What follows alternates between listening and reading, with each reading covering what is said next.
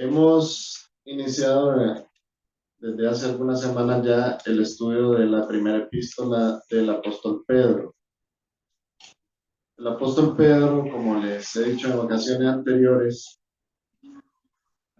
es un discípulo que es muy mencionado en la palabra de Dios y que nos deja tantas evidencias de que los seres humanos pueden ser utilizados y pueden ser transformados por Dios, que todos nosotros, los que estamos el día de hoy acá, nos podemos identificar con Él, porque vemos que Él no era perfecto, que Él cometía errores, que el apóstol Pedro, a veces por ser impulsivo o ser imprudente, no, no midió las consecuencias de lo que Él hacía.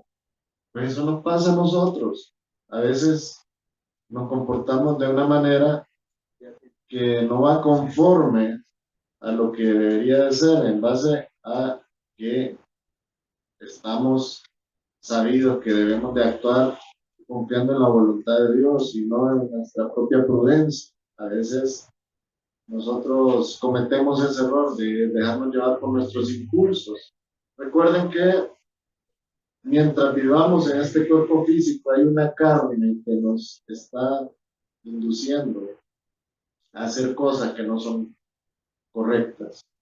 Y eso pasó con el apóstol Pedro. Ahora vemos el cambio en el apóstol Pedro también, vemos su madurez, vemos cómo el Señor lo fue transformando hasta el punto que él ya pudo escribir estas cartas. Dicen algunos que él se las dictaba a Marcos, ¿se acuerdan de Marcos? Que Marcos era la pluma y que él se la dictaba, pero sabemos que en medio de todo, quien haya sido el que la escribió, o sea, la carta es de Pedro, pero en medio de todo, quien inspiró la escritura de esa carta y todo el contenido de la carta, no fue la mente de Pedro, fue el Espíritu Santo. Fue él quien inspiró a Pedro a que enviara esta carta a esos destinatarios de lo que nosotros podemos ver. Se mencionan en Primera de Pedro, capítulo 1, versículo 1. Vamos a leerlo. Dice Pedro, apóstol de Jesucristo, y aquí vienen los destinatarios, aquí los menciona él. A los expatriados de la dispersión en el Ponto, Galacia, Capadocia, Asia y Bitinia. A estas personas, a los expatriados de la dispersión, el apóstol Pedro estaba enviándoles esta carta. Ellos estaban dispersos en el Asia Menor, específicamente en la zona de Turquía, la actual Turquía que nosotros conocemos.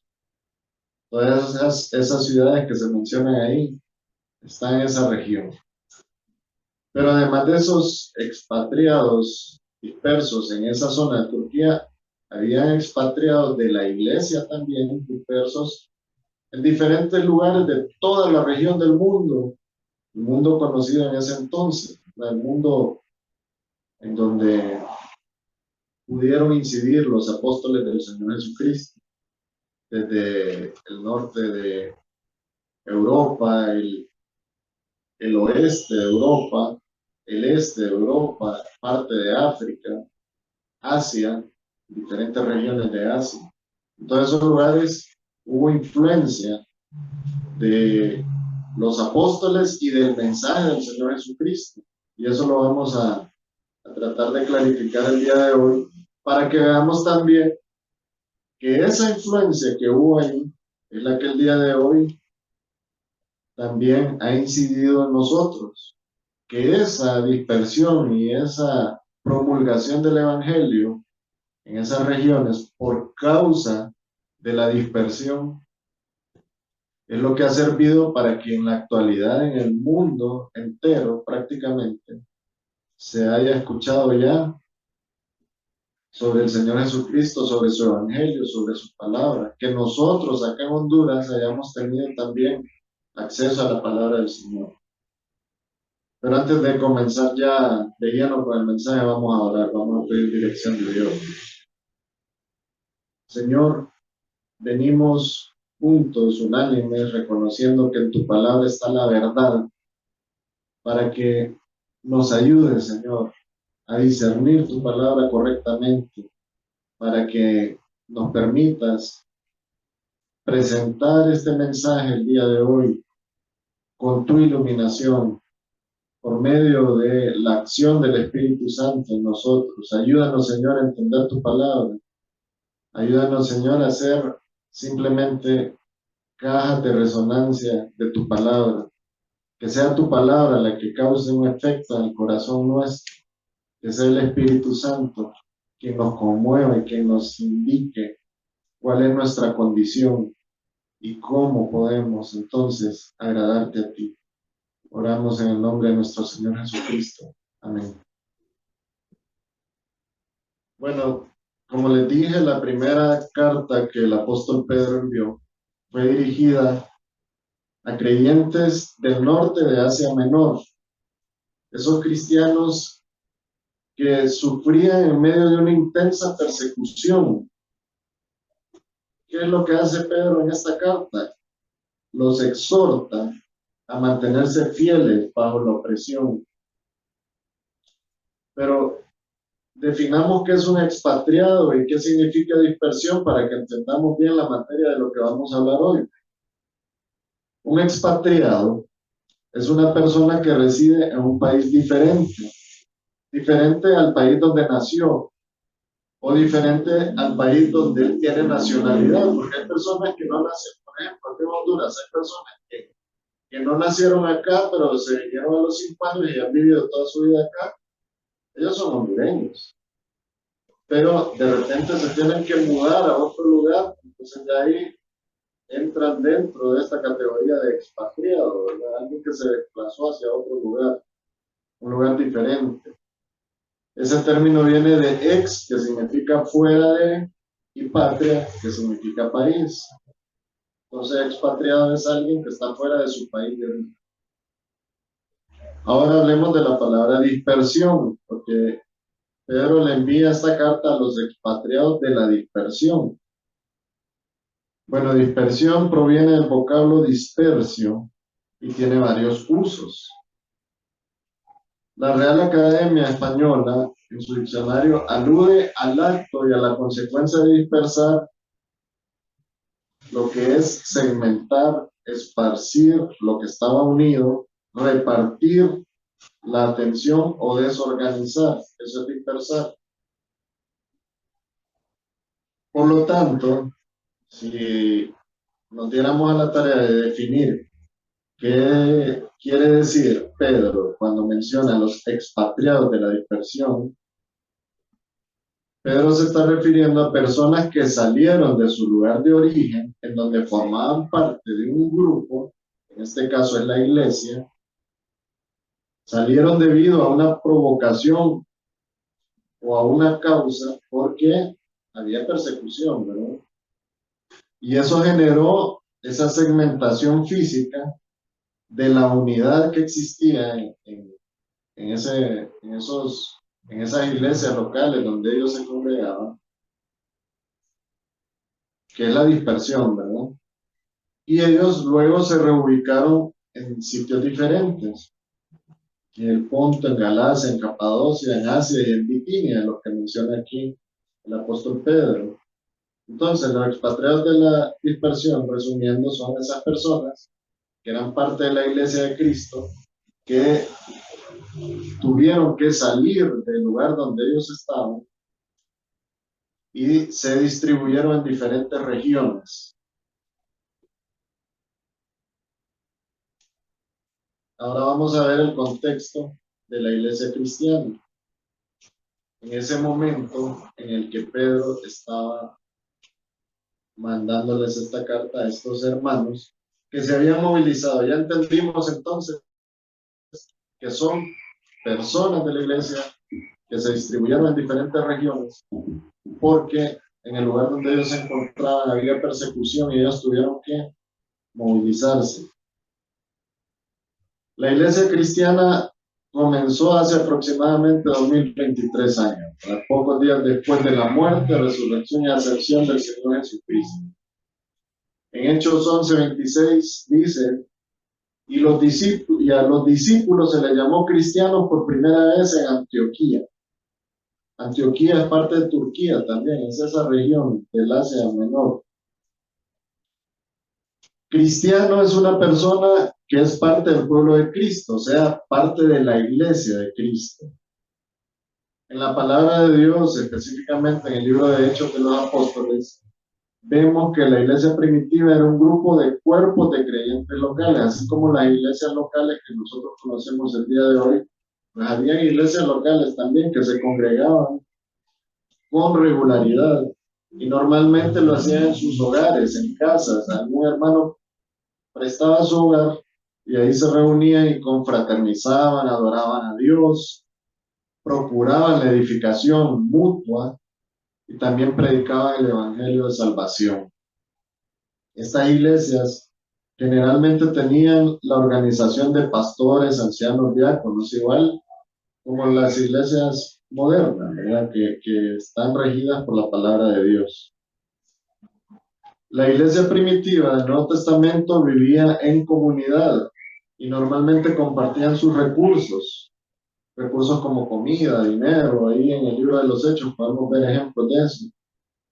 Sus servicios consistían principalmente, o mejor dicho, sus cultos, sus reuniones, cuando se congregaban. En esos momentos, el programa que ellos seguían era principalmente haciendo énfasis en la predicación de la palabra de Dios y también en el canto de adoración al Señor, ¿verdad? Pero durante ese tiempo también ellos podían leer las cartas de esos misioneros de la iglesia de ese entonces, que en este caso eran Pedro, eran Pablo y eran, bueno, Santiago, Judas, todos esos que estaban actuando como misioneros en la obra, ¿verdad? Bernabé, Silas, todos ellos. Los que hacían sus escritos y se los enviaban, entonces ellos aprovechaban y en ese momento de los cultos ellos también leían esas cartas. Dentro de esa carta está la carta de Pedro y la primera y la segunda carta de Pedro. Entonces, eso era la iglesia de ese entonces. Pero ¿qué sucedió? Eh, el cristianismo primitivo se vio desafiado por la persecución de Roma. La mayor parte de la persecución comenzó con el gran incendio de Roma, que destruyó gran parte de la ciudad y destrozó la economía. En un intento para justificarse a sí mismo, el emperador romano Nerón, que lo conocemos como alguien malvado, ¿verdad? Él afirmó que fueron los cristianos quienes intentaron destruir Roma y a sus dioses, esos dioses paganos que ellos adoraban. Y a partir de ese momento se culpó a los cristianos de muchas de las desgracias que sufría el pueblo y el imperio de Roma.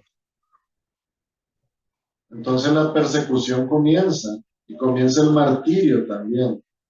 A muchos cristianos los mataron, los utilizaban para el entretenimiento, los mezclaban con leones mientras todos ellos estaban en graderías viendo cómo los leones destrozaban a los cristianos. Eso les pasó a los cristianos. ¿Y saben cuál era la actitud de esos primeros creyentes? Siempre mantuvieron el gozo y siempre mantuvieron la esperanza viva de saber que eso ya iba a pasar. ¿Por qué? Porque ellos eran peregrinos en este mundo, pero que su verdadera nación estaba con el Señor, que su verdadero destino eterno estaba con el Señor y que lo que estaban viviendo acá era pasajero. Esa era la actitud de ellos y esa debería de ser la actitud de nosotros como creyentes.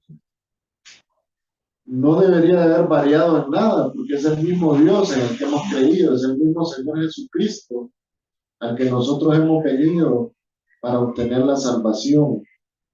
Y no hemos venido por nuestros propios pasos, o nuestra propia voluntad, sino que Él nos trajo. Imagínense quién es Dios, quién es el Señor Jesucristo.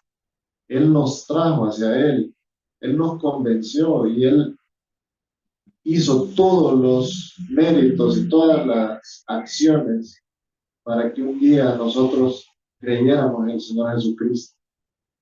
Pues la iglesia primitiva estaba sufriendo persecución y martirio. Ustedes recuerdan el caso también de Saulo de Tarso, que andaba persiguiendo a la iglesia y con alevosía y ventaja, ¿verdad? Él presenció cuando ese momento duro para Esteban, uno de los primeros predicadores de la palabra, él presenció cuando lo apedrearon y lo mataron. Y así como Esteban murió apedreado, muchos creyentes murieron de diversas formas. Bueno, hasta el punto de que si nosotros estudiamos un poco de la historia de los apóstoles, nos damos cuenta que aunque no sea evidencias bíblicas las que nos muestran específicamente cómo murió cada uno de ellos, pero hay historiadores que son certificados de ese entonces que cuentan cómo fue la muerte de cada uno de estos apóstoles del Señor, los siervos del Señor que andaban como misioneros. Y las muertes fueron difíciles, fueron duras.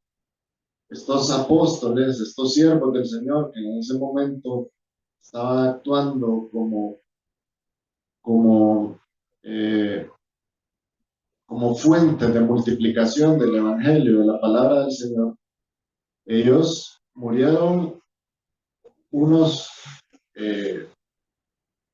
acuchillados, otros crucificados, otros quemados, y así sucesivamente. Ellos sufrieron, pero ellos sufrieron con gozo, porque reconocían que eran peregrinos, reconocían que ellos eran expatriados, pero lo miraban con una visión un poco más amplia.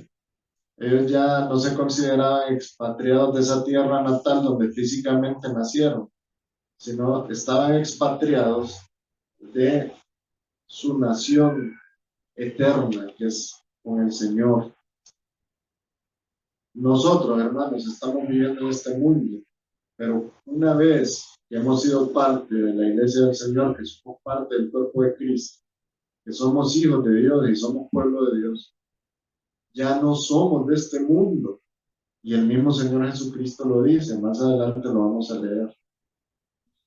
Entonces, estos primeros cristianos que fueron perseguidos y fueron martirizados, se vieron obligados a reunirse en diferentes lugares, uno hasta en catacumbas, en lugares que eran oscuros, bajo la ciudad de Roma, lo hacían como actualmente, hermanos, lo están haciendo algunos misioneros en esos lugares de la ventana 1040, que un día tuvimos la oportunidad de hablar de eso. Fue entonces que como resultado de esa persecución, muchos de los primeros cristianos se dispersaron por todo el imperio romano, que era bien amplio, también por el Asia Menor y por África. Miren, el imperio romano fue uno de los más grandes de la historia. Dominó una extensión territorial continua a lo largo de Europa, África del Norte y el Oriente Próximo. Desde el muro Adriano en la lluviosa Inglaterra, miren desde dónde, hasta las soleadas costas del río Éufrates en Siria, desde las fértiles planicies de Europa Central hasta los exuberantes márgenes del Valle del Nilo en Egipto. Ese era el imperio romano. Por toda esa región se dispersaron también los creyentes. ¿Qué podemos entonces extraer como positivo de esa dispersión? Miren qué cosa, que en medio de la dificultad el Señor tiene propósito. Se agilizó la causa de la evangelización, porque muchos creyentes expatriados en la dispersión vivieron cumpliendo los mandatos del Señor de hacer discípulos en todas las naciones. Hechos 11, 19 al 21 nos da evidencia, dice: ahora bien, los que habían sido esparcidos a causa de la persecución que hubo con motivo de Esteban, recuerdan a Esteban, ¿verdad? Lo mencionamos hace poco. pasaron hasta Fenicia. Fenicia, hermanos, es el Líbano actual, parte del Líbano, está ubicado ahí. A Chipre, que es el norte de Turquía, y Antioquía, que también está ubicado en Turquía, no hablando a nadie palabra, sino a los judíos. Pero había entre ellos unos varones de Chipre y de Cirene, los cuales cuando entraron en Antioquía, hablaron también a los griegos, anunciando el evangelio del Señor Jesús. Y la mano del Señor estaba con ellos. Y oigan esto, y gran número creyó y se convirtió al Señor. El evangelio se comenzó a esparcir ya no solo entre los judíos, sino que también entre los gentiles. Y entre esos gentiles nos contamos nosotros, hermano. El evangelio llegó a Honduras. Y el día de hoy nosotros tenemos acceso a la palabra de Dios por causa de esta dispersión. La iglesia primitiva tenía un enfoque puro, un enfoque sencillo. Podían concentrarse en el estudio de la palabra de Dios, en el servicio, en la dedicación mutua, la hospitalidad, la benevolencia y las misiones. Romanos 1:8 dice, primeramente doy gracias a mi Dios, este es el apóstol Pablo hablando, doy gracias a mi Dios mediante Jesucristo con respecto a todos vosotros, de que vuestra fe se divulga por todo el mundo. Miren qué bonito.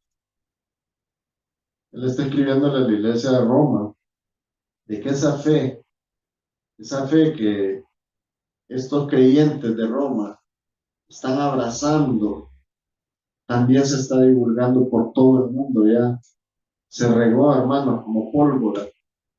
Romanos 15:19, con potencia de señales y prodigios en el poder del Espíritu de Dios, de manera que desde Jerusalén y por los alrededores hasta Ilírico, hermanos, corresponde, miren a qué región, la región de Croacia, Bosnia y Herzegovina, Montenegro y parte de Albania. Ahí, hermanos, ya se había predicado también. Todo lo he llenado del Evangelio de Cristo, dice el apóstol Pablo a los romanos. En 1 Tesalonicenses 1:7 y 8 podemos ver, de tal manera que habéis sido ejemplo a todos los de Macedonia. Macedonia, hermanos, está en el sureste de Europa. Está ubicado en la península de los Balcanes, limita al norte con Serbia, al este con Bulgaria, al sur con Grecia y al oeste con Albania. Toda esa región, hermano, fue alcanzada. Y también menciona acá el apóstol a los tesalonicenses en esta carta, primero les dice, habéis sido ejemplo a todos en Macedonia. Ya vimos dónde está esa región de Macedonia, península de los Balcanes. Y también de Acaya. Acaya es parte de Grecia. Está sobre la costa del norte de la península Peloponeso, lindando con el Golfo de Corinto, es la zona ahí de Grecia, que han creído, dice el apóstol, porque partiendo de vosotros, miren de quién, ¿a quién le estaba escribiendo? A la iglesia de Tesalónica, a esos que estaban dispersos, ¿no? Partiendo de vosotros, porque partiendo de vosotros ha sido divulgada la palabra del Señor, no solo en Macedonia y en Acaya, sino que también en todo lugar vuestra fe en Dios se ha extendido, de modo que nosotros no tenemos necesidad de hablar nada, dice el apóstol. Se fijan qué bonito, ¿verdad? Cómo esos expatriados fueron cumpliendo un propósito, cómo esa dispersión de creyentes fue cumpliendo el propósito de Dios, esa orden, esa instrucción que el Señor había dado a sus discípulos de ir por el mundo y predicar el Evangelio, se estaba cumpliendo, hermanos. Podemos entonces comprobar la veracidad del Dios que tenemos, la veracidad del Señor Jesucristo y de todo lo que Él dijo antes de ascender al cielo. Claro que sí, si acá se está viendo Y no solo aquí vemos la evidencia, la vemos acá en Honduras, la vemos en esta iglesia evangélica Comunidad de Gracia, porque por causa de esto llegó el evangelio a nosotros, hermano. ¿Cuál era el mensaje de Pedro a los expatriados de la dispersión? Pedro utilizó una imagen que es muy propicia para nosotros como creyentes, un concepto que nosotros tenemos que manejar en nuestra mente, y es el hecho de que nosotros somos peregrinos.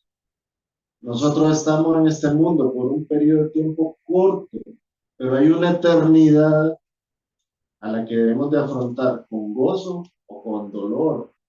Con gozo si estamos con el Señor, si hemos creído en el Señor Jesucristo, si realmente somos salvos, pero con dolor eterno y sufrimiento eterno si no lo hicimos.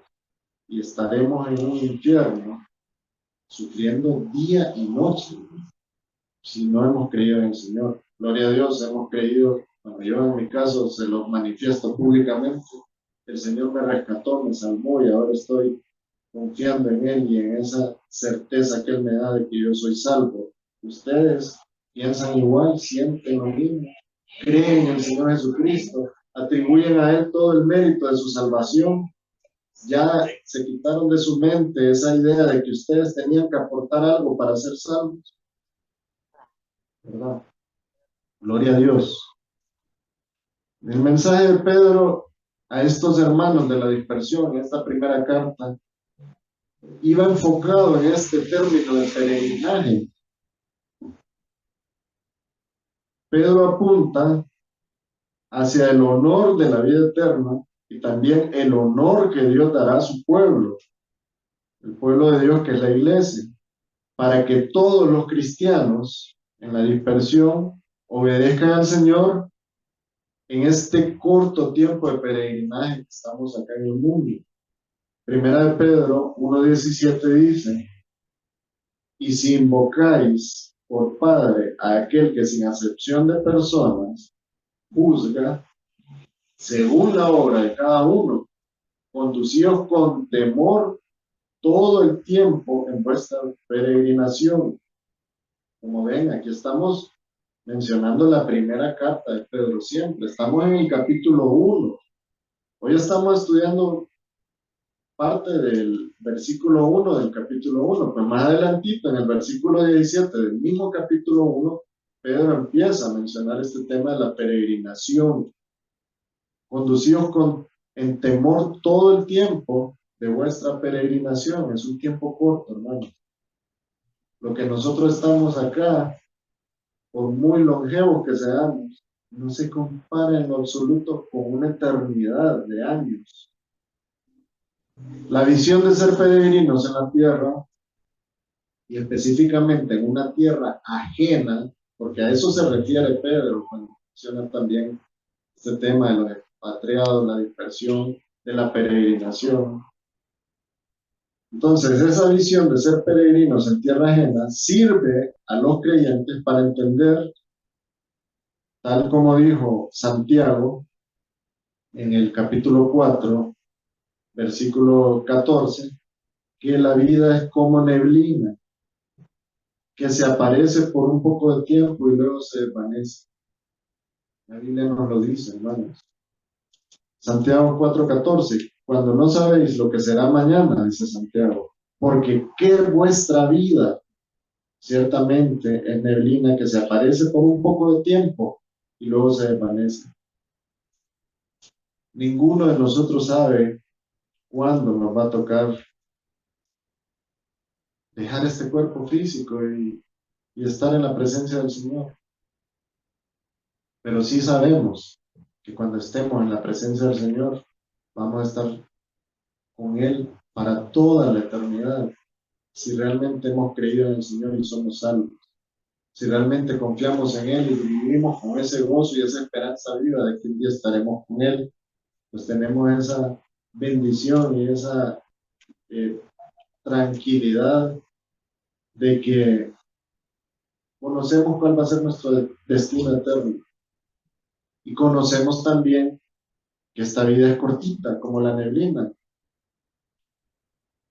Hay una forma de visualizar eh, alguna interacción de esa neblina en nuestra vida. Por ejemplo, cuando usted, bueno, ya no hace tanto frío acá en Tegucigalpa como para que uno expulsara vapor de su boca y se convirtiera en neblina, ¿verdad? O sí lo siento, tal vez los que viven en lugares más helados, ¿verdad? Como el Atillo, o algunos bosquecitos que hay todavía aquí cerca de la capital.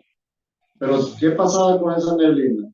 Usted expulsaba el aire caliente de su boca y por un momentito se miraba la neblina, pero ¿qué pasaba? Inmediatamente se dispersaba, se desaparecía.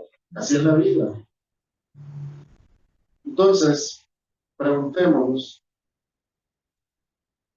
¿de dónde entendió Pedro la condición de peregrinos para los que están en este mundo en calidad de expatriados por Cristo? Bueno, veamos entonces un ejemplo, algo que a nosotros nos debe conmover realmente, hermano. Miren, cuando nosotros leemos en los evangelios sobre el Señor Jesucristo, tenemos que poner mucha atención, especialmente en los momentos cuando Él habla. Hay un momento bien especial en los evangelios y lo podemos ver en Juan 17, y es cuando el Señor Jesucristo oró por sus discípulos. Pongamos atención a esa oración y específicamente en estos versículos del 13 al 19. Es el Señor Jesucristo, hermanos, hablándole al Padre y le dice, pero ahora voy a ti y hablo esto en el mundo para que tengan mi gozo cumplido en sí mismos, porque yo les he dado tu palabra, refiriéndose al mundo, y el mundo lo aborreció, porque no son del mundo. Perdón, yo les he dado tu palabra, refiriéndose a sus discípulos. Él le dio su palabra a los discípulos. Él está orando por sus discípulos acá. Y el mundo los aborreció a los discípulos del Señor, porque no son del mundo. Aquí es donde Pedro entendió que él era un peregrino y que todos los creyentes somos peregrinos. Dice, porque no son del mundo los apóstoles, como tampoco yo soy del mundo, dice el Señor Jesucristo. No ruego que los quites del mundo, sino que los guardes del mal, orando por sus discípulos. No son del mundo, vuelve a decirle al Padre, refiriéndose a sus discípulos. Como tampoco yo soy del mundo. Miren que repite dos veces lo mismo. ¿Por qué hace ese énfasis el Señor ahí? Tenemos que entenderlo, hermano. Pedro lo entendió. Miren, y sigue orando el Señor y dice, santifícalos en tu verdad. Tu palabra es verdad. Como tú me enviaste al mundo, así yo los he enviado al mundo. Y por ellos yo me santifico a mí mismo, para que también ellos sean santificados en la verdad.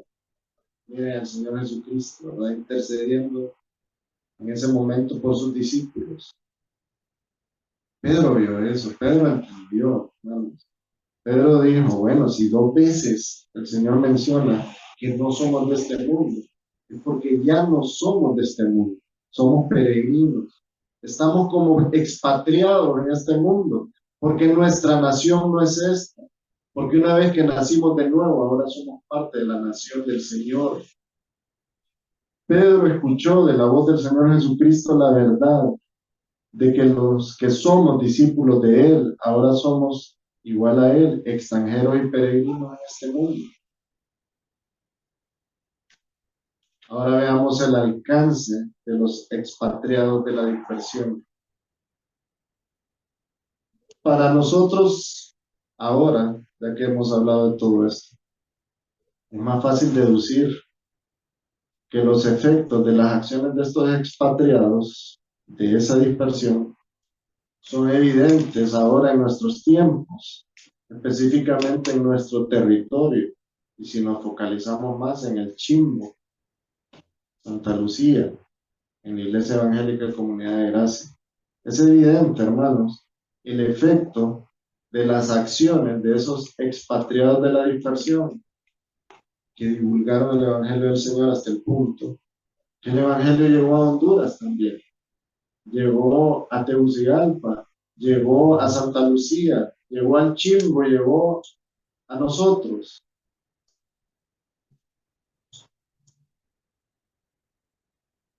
¿Quiénes trajeron consigo el mensaje de las buenas nuevas del Señor Jesucristo? Peregrinos, personas en la misma condición de peregrinos, que vinieron de diferentes lugares, regiones del mundo distantes, como misioneros algunos, como evangelistas otros, como comerciantes otros, pero conocían el Evangelio del Señor Jesucristo y lo divulgaron. Y así el Señor utilizó a todas estas personas para lograr el alcance de las diferentes regiones del mundo. Todavía en el mundo hay regiones difíciles, hostiles contra el Evangelio, pero hay misioneros todos los días partiendo de diferentes lados del mundo, con ese amor, con esa certeza de que un día ellos estarán con el Señor y que ellos son peregrinos en este mundo y quieren aprovechar la oportunidad que tienen de esa corta temporada que estarán en el mundo. Quieren aprovecharla ¿para qué? Para servir al Señor, para que otros conozcan al Señor por medio de la divulgación de la palabra del Señor. Esa es la condición nuestra, hermanos. Por eso es que no podemos aferrarnos a todo lo material, a todo lo que este mundo nos exalta como prioridad. No, hermanos. Lo material es secundario, lo de este mundo es secundario. Lo que vale la pena, hermanos, es lo eterno. Y lo eterno solo proviene del Señor y proviene de esa certeza que nosotros podamos tener de que hemos recibido la salvación por medio del Señor Jesucristo. No hay otra forma, no hay otro medio. Solo es el Señor Jesucristo el que nos produce a nosotros esa paz de entender que Él dispuso todos los méritos que se requerían para llegar al Padre por paz y comunión. El Señor los dispuso. Él se entregó voluntariamente en la cruz del Calvario para que usted y yo pudiéramos tener paz con Dios. No es por causa de nuestras obras, de nuestras piedades, de nuestros buenos comportamientos que tenemos paz con Dios. Recuerde, hermano, si usted ha cambiado, si realmente el Señor lo ha transformado y usted ahora actúa diferente y se comporta diferente y está entonces ejecutando obras de justicia, todo eso es consecuencia de que usted creyó en el Señor. Todo eso es consecuencia de esa transformación que el Espíritu Santo hizo en su corazón. No es, hermanos, porque usted tiene algún don especial para cambiar. No es porque usted un día se propuso y tiene una voluntad tan fuerte que usted quiso cambiar y como se lo propuso lo logró. Usted es un hombre o una mujer de voluntad firme. No, no, hermano. Todos los cambios que usted ha logrado apreciar en usted mismo vienen por consecuencia del efecto que el Espíritu Santo ha hecho en su corazón.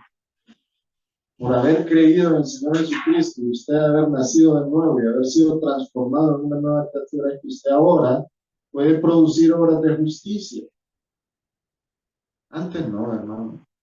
Antes lo que usted producía eran obras de caridad, obras sociales, obras de piedad, obras de maquillaje para verse ante los demás de una forma diferente a lo que interiormente era usted. Ahora debería de verse como usted genuinamente es, tanto interior como exteriormente, porque se ha sido transformado. Todo lo que usted manifiesta como obras de justicia tiene que venir directamente de un corazón transformado, de alguien cambiado, de alguien que ya no está aparentando nada. A la iglesia no se viene a fingir nada, hermanos. El que viene a fingir a la iglesia todavía no ha llegado a esa plenitud que el único que la produce es el Espíritu Santo en uno, que lo transforma, que lo cambia, que lo hace realmente ejecutar obras de justicia, porque, porque son simplemente consecuencias de esa relación, de esa comunión que usted tiene con Dios. No es porque nadie lo obliga, no es porque tiene que cumplir ciertos méritos o ciertas horas de trabajo en la obra del Señor para sentirse bien y quedar bien con los demás. No es por eso, porque usted ama al Señor y tiene comunión con Él, que cuando le dicen sirva al Señor, usted sirve sin poner objeciones. Así de sencillo. Entonces, claro que hubo un alcance grandísimo en esta función que cumplieron los expatriados de la dispersión. Ellos divulgaron el Evangelio y hasta nuestros días el Evangelio se multiplicó por las diferentes regiones del mundo. Ahora también nos es fácil entonces entender que todos nosotros somos peregrinos. Estamos por un periodo corto de tiempo en el mundo. Solo estamos de paso, hermanos. Es como cuando usted viaja. Usted dice, voy a ir el fin de semana a Islas de la Bahía. Se prepara una maletita, lleva la maletita y llega un momento en que el viaje se terminó. Así es el mundo. Nosotros andamos cargando una maletita con cosas, actividades y situaciones. Pero llega un momento en que se terminó el viaje. Esa es nuestra peregrinación. ¿Y qué tenemos que hacer? Estar listos y haber hecho algo en esa peregrinación. Haberle dado sentido a ese sacrificio que hizo el Señor Jesús en la cruz por nosotros. Haber sido congruentes con eso que Él hizo. No por ganar algún tipo de mérito, de alabanza, no. Simplemente por honrar y glorificar el nombre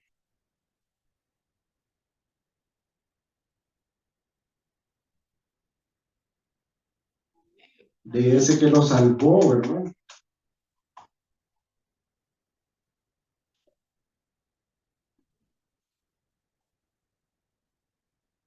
¿Entiende usted que si no fuera por el Señor, su destino eterno es el infierno?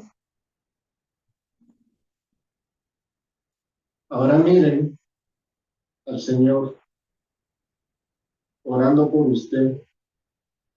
Sigamos en Juan 17. Ahora el versículo 20. Le dice el Señor al Padre,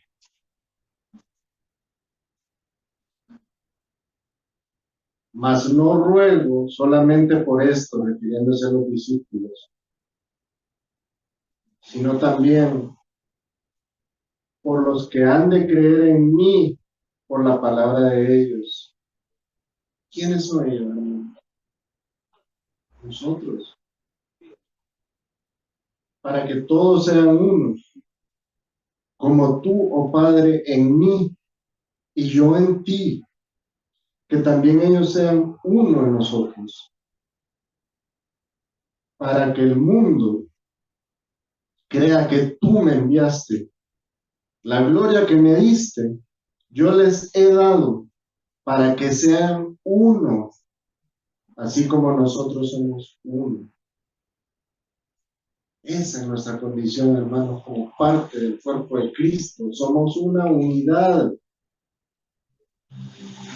Ahora, hermanos, reconociendo ese amor infinito del Señor, como Él pensó en nosotros, deberíamos de actuar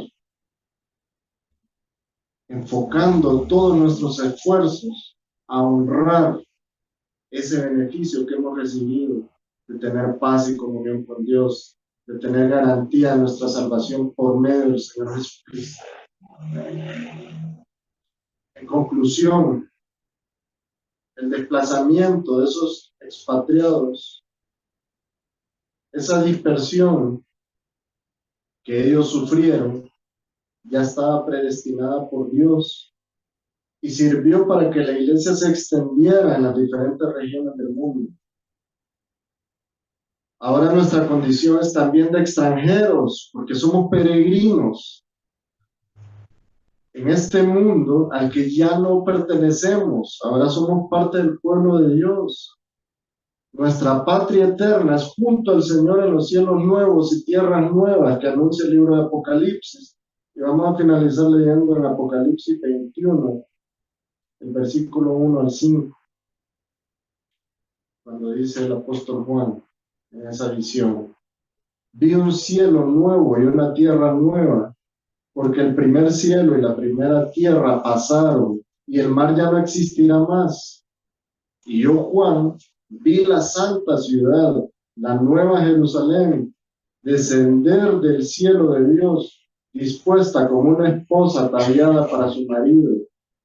Y oí una gran voz del cielo que decía: he aquí el tabernáculo de Dios con los hombres, y Él morará con ellos, y ellos serán su pueblo, y Dios mismo estará con ellos como su Dios. Enjugará Dios toda lágrima de los ojos de ellos, y ya no habrá muerte, ni habrá más llanto, ni clamor, ni dolor, porque las primeras cosas pasaron. Y el que estaba sentado en el trono dijo: he aquí, yo hago nuevas todas las cosas. Hacia allá vamos, hermano. Todos los que somos salvos, los que hemos creído en el Señor Jesucristo, los que conocemos la obra del Señor y reconocemos el mérito del Señor Jesucristo, para allá vamos. Somos peregrinos en este mundo, hermano, pero un día estaremos con el Señor por la eternidad. Con esto finalizamos el mensaje. Solo les pido que oremos. Tomémonos unos segunditos para agradecerle al Señor por su palabra. Padre, gracias. Gracias porque reconocemos tu mano actuando en pro de nosotros.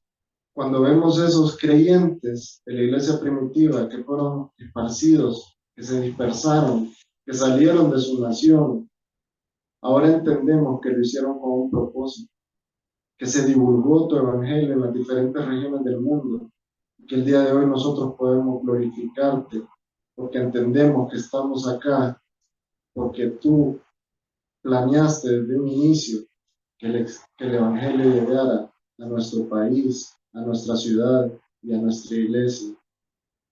Gracias, Señor. Gracias por esta congregación. Bendice a cada uno de los hermanos y ayúdalos a afirmarse en su fe, a descansar en la paz que produce confiar en el Dios que nos ha salvado. Todo lo ponemos en tus manos y te lo rogamos en el nombre de nuestro Señor Jesús.